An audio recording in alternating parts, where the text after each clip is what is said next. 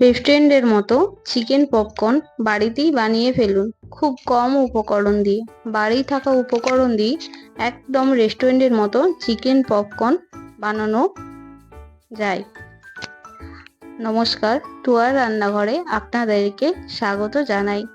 চলুন আজকে বানাই চিকেন পপকর্ন। বাড়ি থাকা উপকরণ দিয়ে কিভাবে রেস্টুরেন্টের মতো চিকেন পপকর্ন বানানো যায় দেখা যাক।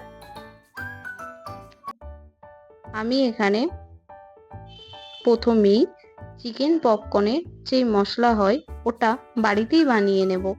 প্রথমে নিয়েছি একটু দারচিনি, তারপরে 1 চা চামচ কাশ্মীরি লঙ্কার গুঁড়ো, 1 চা চামচ চাট মশলার গুঁড়ো, 1/2 চা চামচ আমচুর পাউডার, 1/2 চা চামচ বিট নুন, 1/2 চা চামচ রেগুলার নুন এবং এতে দিয়েছি 1/2 চা চামচ এমনি যেই লঙ্কার গুঁড়ো হয় ঝাল লঙ্কার গুঁড়ো, 1/2 চা চামচ চিনি এবং এখানে দিয়েছি 1/2 চা চামচের মতো কাসুরি মেথি এবং 1/2 চা চামচ অরিগ্যানো। সবগুলি একসাথে ভালোভাবে মিহি করে একটি গুঁড়ো বানিয়ে নেব। দেখুন আমার এখানে পপকর্ন মশলা কিন্তু রেডি। পপকর্ন মশলা রেডি থাকলে পপকর্ন বানানো খুবই সহজ। এখানে আমি 3 চা চামচের মতো টক দই নিয়েছি। টক দইয়ে আমি অল্প জল এবং 1 চা চামচের মতো ভিনিগার দিয়ে ভালোভাবে ফেটিয়ে নিয়েছি। আমি এখানে 1 চা চামচ নুন দিয়েছি। আপনারা চিকেনের পরিমাণ অনুযায়ী স্বাদ মতো নুন দেবেন। দেখুন এখানে ভালোভাবে আমি মিক্স করে নিয়েছি। এবার আমার কাছে 200 গ্রাম চিকেন ছিল। আমি এখানে 200 গ্রাম চিকেন ভালোভাবে ধুয়ে ছোট ছোট করে পিস করে কেটে এখানে দিয়ে দেব। ভালোভাবে ম্যারিনেট করে এটি আধ ঘন্টা থেকে 1 ঘন্টা ফ্রিজে রেখে দেবেন। নর্মাল রাখতেও পারেন, তবে এখানে যতক্ষণ ম্যারিনেট করে রাখতে পারবেন চিকেনের ভেতরটা ভালো সফট হবে। আপনারা যদি হাতে কম সময় থাকে তাহলে 15 মিনিট ম্যারিনেট করে রাখলেও হবে। আমি এখানে চিকেন ম্যারিনেট করে রেখে দেব। চলুন আধ ঘন্টা পরে ফিরে আসছি। চিকেন ম্যারিনেট করে রেখেছিলাম যে চিকেনটা, ওটাই আরেকবার ডবল ম্যারিনেট হবে। এখানে আমি একটি ডিম নিয়েছি এবং এতে আমি 2 চা চামচের থেকে একটু বেশি আদা রসুন বাটা দিয়েছি এবং এখানে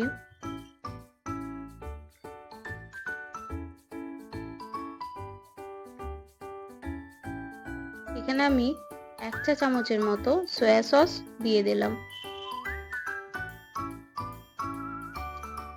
এবং যেই পপকর্ন মশলা বানিয়েছিলাম সেই পপকর্ন মশলা 2 চা চামচ এখানে দিয়ে দেব। বাস হয়ে গেল। এবার এটি ভালো করে মিক্সড করে নেব। আর অল্প 1/2 চা চামচের মতো কর্নফ্লাওয়ার এখানে দিয়েছি, তাহলে যে টেক্সচারটা খুব ভালো আসে চিকেনের মধ্যে। ভালো করে মিক্স করে আমি এখানে চিকেনগুলি দিয়ে দেব। ভালো করে ব্যাটারটা আগে রেডি করতে হবে, নইলে চিকেনে ঠিকঠাকভাবে সব জায়গায় সমান পরিমাণে মশলা ঢুকবে না।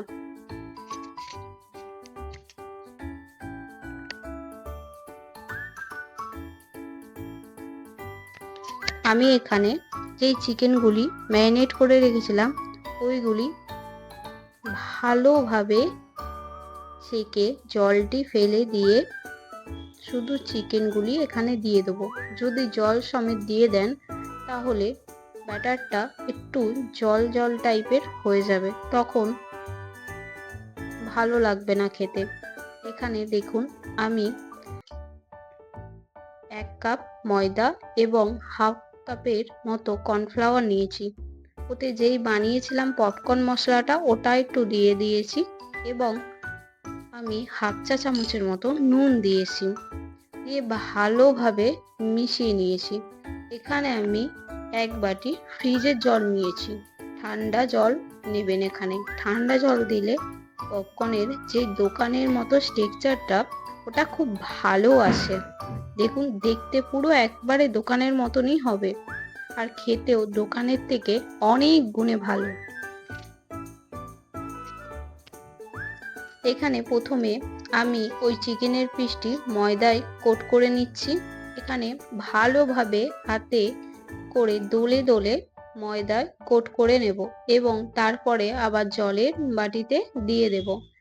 আবার ময়দাতে কোট করব। ভালোভাবে দোলে দোলে কোট করে একটু ভালোভাবে ময়দাটা ঝাঁকিয়ে ফেলে দিয়ে যেন এক্সট্রা কোনো ময়দা না লেগে থাকে তুলে রেখে দেব। দেখুন আরেকটা আমি বানিয়ে দেখাচ্ছি। প্রথমে ময়দাতে কোট করব, তারপর জলেতে দেব, আবার ময়দাতে ভালোভাবে কোট করব। আর যেন এক্সট্রা কোনো ময়দা না থাকে, তাহলে চিকেন পপকর্নটা একটু শক্ত শক্ত খেতে হবে।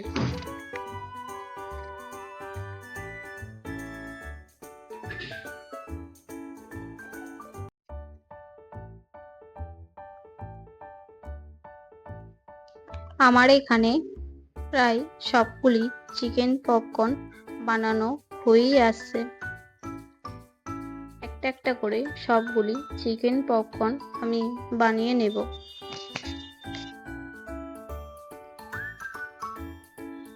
এখানে কড়াইয়ে তেল গরম করে নেব।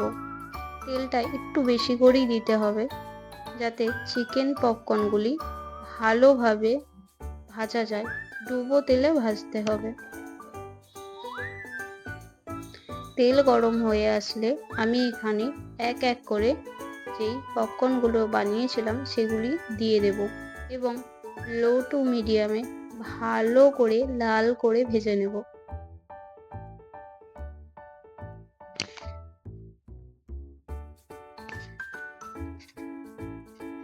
দেখুন এখানে ভাজা অনেকটাই হয়ে আসছে। দেখুন কি সুন্দর লাল হয়েছে। এবার চিকেন পপকর্নগুলি আমি উঠিয়ে নেব। এখানে যেই পপকর্ন মশলাটা বানিয়েছিলাম সেটি আমি একটু উপর থেকে দিয়ে দিয়েছি। দেখতে পুরো দোকানের মতো লাগছে কিনা বলো? পুরো দোকানের মতো এবং খেতেও দোকানের মতোই।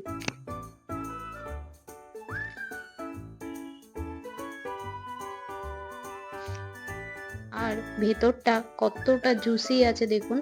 বাইরের দিকটা ক্রিস্পি এবং ভেতরটা জুসি। খেতে অসাধারণ লাগে এই চিকেন পপকর্ন। যদি ভালো লাগে কমেন্ট